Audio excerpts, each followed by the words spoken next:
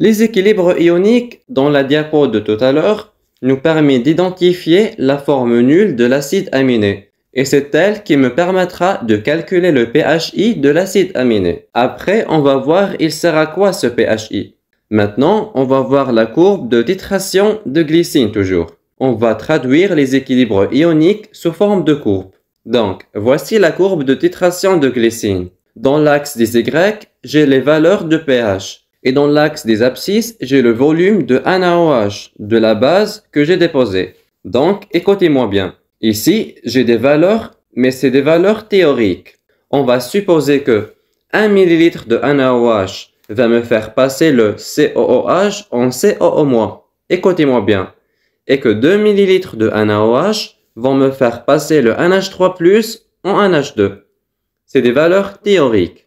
On commence. Je suis à pH très acide. Mon acide aminé se trouve sous forme de 100% NH3+ COOH. Ici, ce n'est pas 0,0. Faites attention. Donc, au pH là, au début, j'ai 100% de mon acide aminé sous forme de NH3+ COOH. Donc, je vais mettre un NaOH. Je vais commencer à neutraliser COOH là. Donc, j'ai d'abord 100% de COOH qui commencera à se dissocier pour devenir 90% de COOH et 10% COO-. Après, devient 80% de COOH, 20% pour COO-. Donc, c'est comme ça que ça va se faire cette neutralisation. Elle ne se passe pas d'un coup. C'est-à-dire, le COOH ne devient pas d'un coup tout de suite COO-. Non. Mais c'est progressivement. Le pourcentage de COOH diminue jusqu'à ce que j'atteigne 0,5.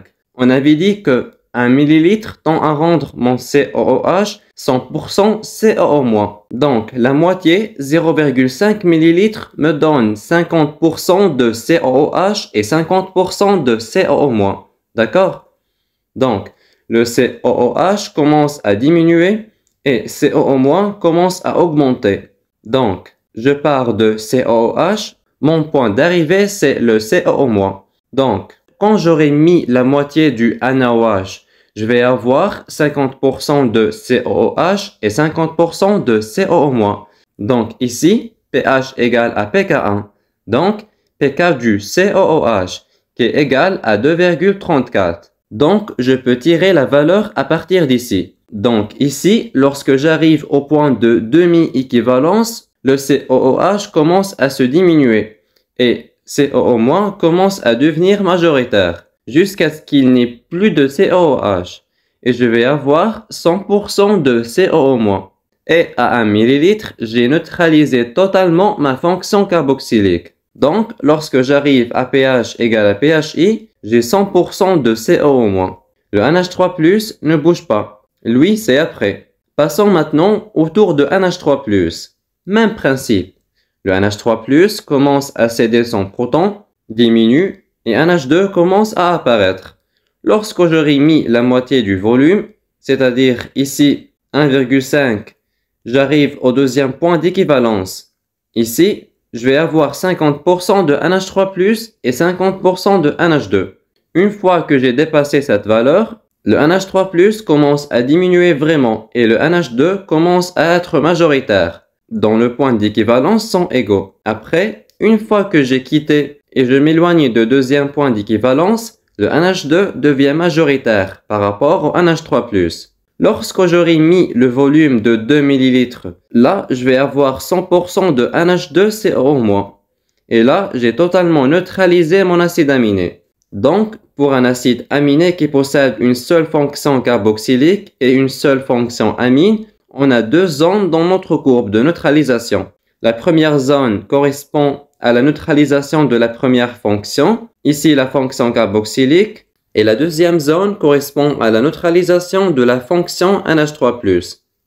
Maintenant, j'ai un acide aminé qui possède trois fonctions ionisables. Combien de zones je vais avoir dans ma courbe?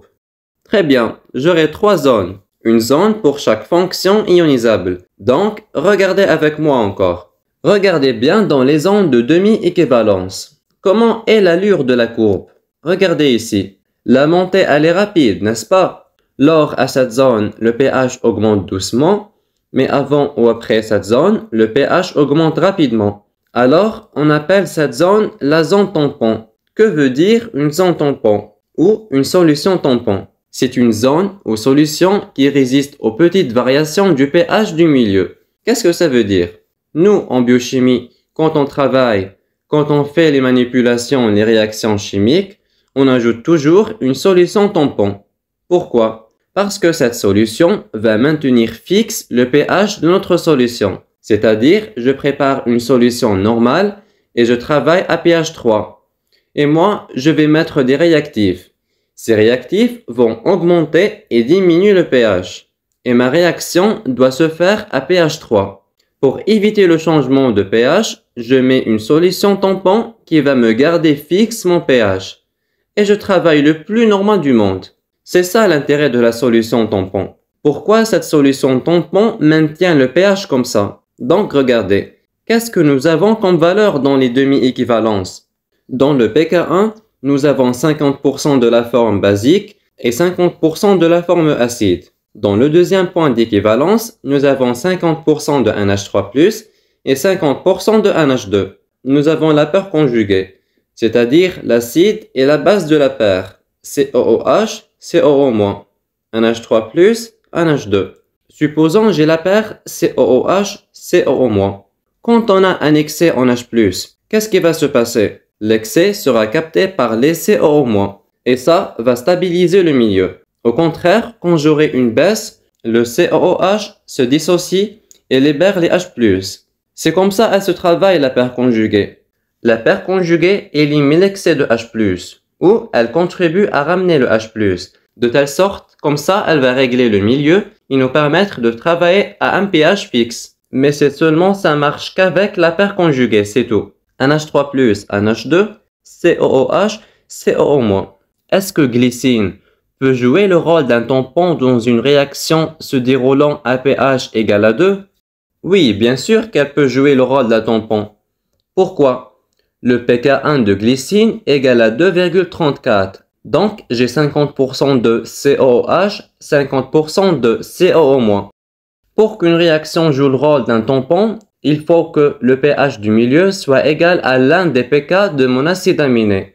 Maintenant, est-ce que la glycine peut jouer le rôle d'un tampon à pH égal à 9?